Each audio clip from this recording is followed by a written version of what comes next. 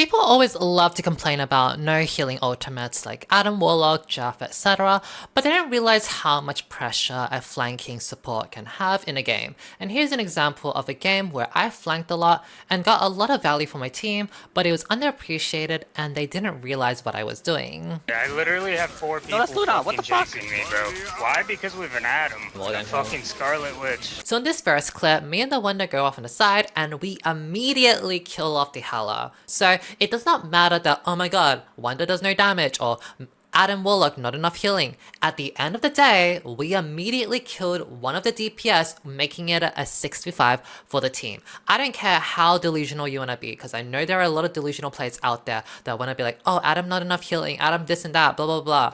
At the end of the day, if the enemy team is dead, like one of the DPS players are dead, that means your team takes less damage. And if your team takes less damage, it means you do not have to heal as much, okay? Now continuing on, you will see that the enemy Mantis and Wolverine come to fight us. Now I get killed off here, but I use my passive to revive here. And there are some key takeaways from this fight. Number one is that we made 3 people out of the fight, the core fight. So the Hela is dead, and the Mantis and Wolverine are on me and the Wonder. So that means we have taken away 3 people when only 2 of us are on the side.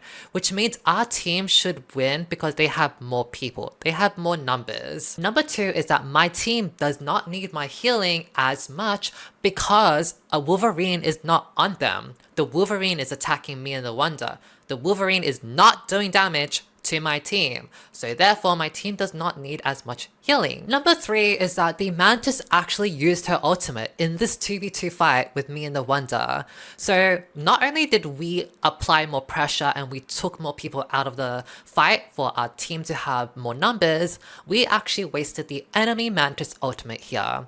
We actually ended up winning this fight and we got a few points on the timer. In this next fight and clip, you will see that I immediately kill off the Hela on the side, and then a Mantis shows up, and then I immediately kill off the Mantis myself, all by myself. This makes it a 6v4 for my team, and we get to maintain the point for much more longer. Now these are the moments that are really underappreciated, and your team just does not notice or realize how much work the Adam Warlock is doing off on the side. It does not matter that Adam Warlock does not have a healing ultimate. It does not matter that Adam Warlock doesn't do a lot of healing himself. It does not even matter that Adam Warlock is not healing his team at all if he's on the side.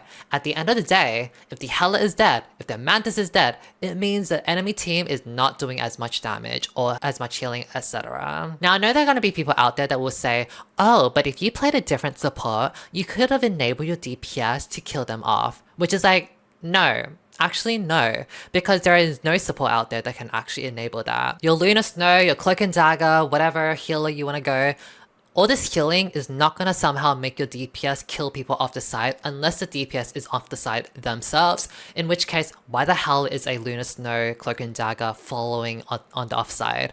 They wouldn't be. They would be on point. So no, there is no other support that could have enabled this, and if you think that, you're delusional. So we end up winning this round, but unfortunately we lose the next round, which means we lose the entire game. The Iron Man on a team ends up blaming me and the Wonder for picking bad heroes, but the funny thing is that I actually had more final hits than the Iron Man as my Adam Warlock. Like sure, you can say that Adam Warlock has less healing and he doesn't have a healing ultimate, but at what point do you start to point the finger at yourself and realize that maybe you're just not good at Iron Man, or that you're not good at DPS or whatever role you're playing? You can make up all the excuses you want, saying things like, oh, the only reason why I have less final hits is because I have no healing because you're an Adam Warlock. But the thing is, the other DPS, which is our Wonder, he had more final hits than both of us. So if this Wonder can somehow make Adam Warlock work and get final hits, how come you can't? Think about that. So the key takeaway from this video is that there are characters out there that thrive off of off angles like Adam Warlock and flanking, and they do a lot of work. They can apply a lot of pressure, but it's very easy to miss and not see how much work they're putting for your team. It's so easy to think like, oh my god, we won this round, I must be a god, I must be eating. But you don't realize that the Adam Warlock wasted a Mantis ult, killed off a Hela, had 3 people on him, etc.